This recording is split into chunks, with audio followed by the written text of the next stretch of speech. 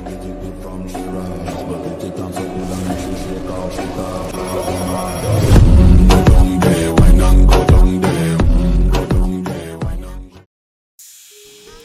বন্ধুরা, রনি বাইক রিপেয়ারে তোমাদের সবাইকে স্বাগত। তো আজকে তোমাদের সামনে নিয়ে এসেছি জেডার 125 BS6 মডেল স্কুটি। এই স্কুটিটা ফুল সার্ভিস কাজ হবে। তা ফুল সার্ভিস কাজটা করার জন্য আমার আগে গাড়িটা ওয়াশ করে নিতে হচ্ছে।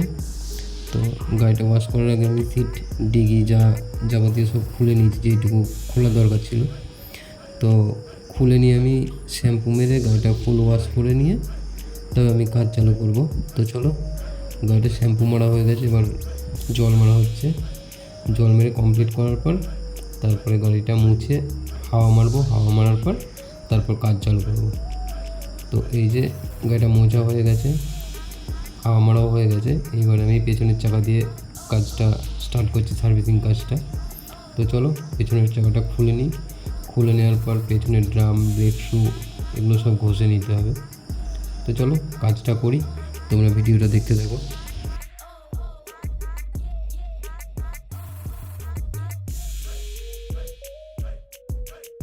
তো এই যে দেখতেই পারছো চাকা খোলা হয়ে গেছে। এবার ব্রেক শুটাও খুলে নেবো। ব্রেক শুটা খুলে নিয়ে চাকার যে ড্রামটা হয়, যার মধ্যে ব্রেকটা আটকায়, সেই ড্রামটাতেও হাওয়া মেরে নেবো, প্লাস ব্রেক শুটাতেও হাওয়া মেরে দেবো। ব্রেক শুটাতে হাওয়া মেরে ব্রেক শুটা ঘষে একটু জল কাপড় দিয়ে মুছে দেবো। তাতে কী হবে, ব্রেক শুটা একটু নরম থাকবে, ব্রেকটা ভালো ধরবে। তার জন্য শুটা ঘষে নেওয়ার পর একটু জল কাপড় দিয়ে মুছে দেবো। তো চলো শুটা ঘষে নেওয়া যাক। শুটা ঘষে নিয়ে শুটা ফিটিং করা হবে। তারপর চাকার যে ড্রামটা আছে, ড্রামটাও ঘষে দেওয়া হবে স্টিচ কাগজ দিয়ে, যাতে ব্রেক মারলে কোনো রকম আওয়াজ না আসে। তারপর ব্রেক শুটা এর মধ্যে ফিটিং করা হবে। ফিটিং করে তবে চাকা লাগাবো। তো চলো কাজটা দেখতে থাকো।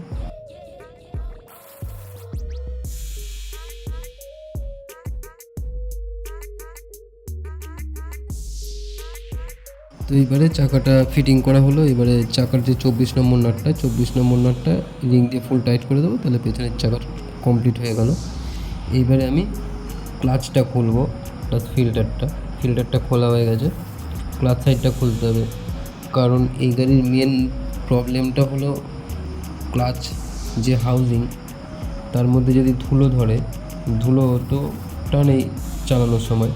তো ধুলো টানলে কী হয়, যখন গাড়ি চালানো হয় পেছনেরটা ভাইব্রেশন হয়।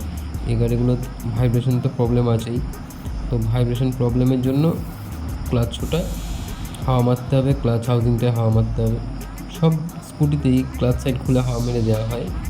তো এই গাড়ির ক্লাচের প্রবলেমটা একটু বেশি, তো তার জন্য এই গাড়িতে ক্লাচটা খুলতেই হবে। তো চলো ক্লাচ কভারটা খুলে নিই। ক্লাচ কভারটা খুলে ক্লাচ হাউজিং প্লাস ক্লাচ শু সব কিছুর মধ্যে হাওয়া মেরে দেবো।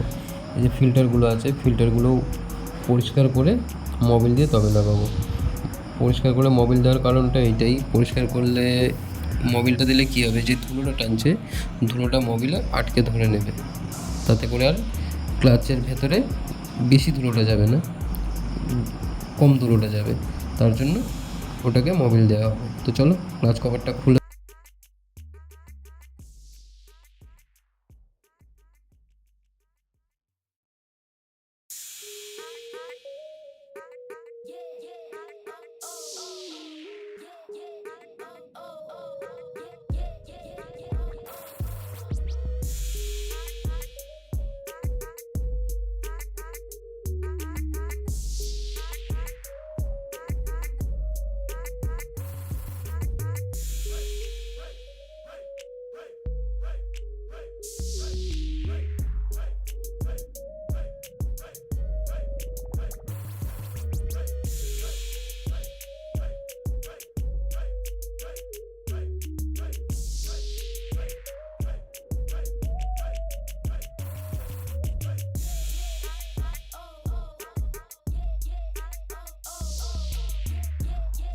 তো এই যে দেখতেই পাচ্ছ ক্লাচ কভারটা খোলা হয়ে গেছে। এবারে হাওয়া মেরে সব এর ভেতর যা ধুলো আছে সব পরিষ্কার করে দেওয়া হবে। তাতে কী হবে, গাড়ি টানার সময় যে ভাইব্রেশনটা হয় সেই জিনিসটা হবে না।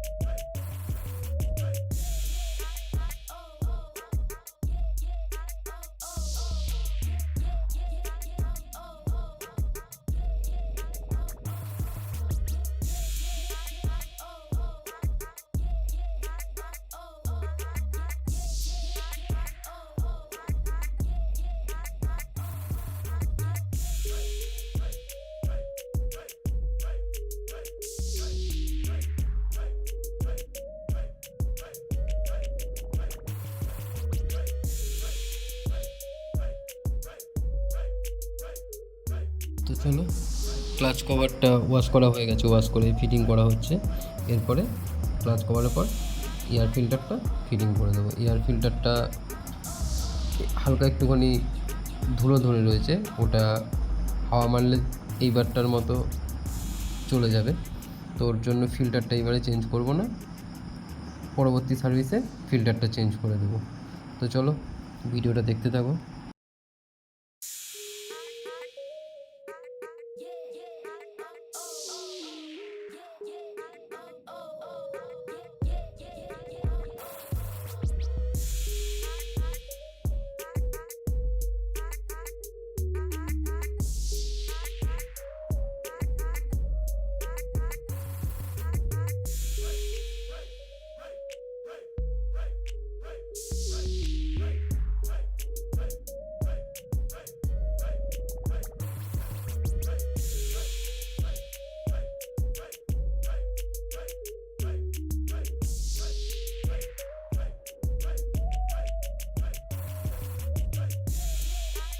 তো এই হলো এয়ার ফিল্টার। ফিল্টারটায় হাওয়া মেরে পরিষ্কার করে তবে ফিল্টারটা লাগানো হবে।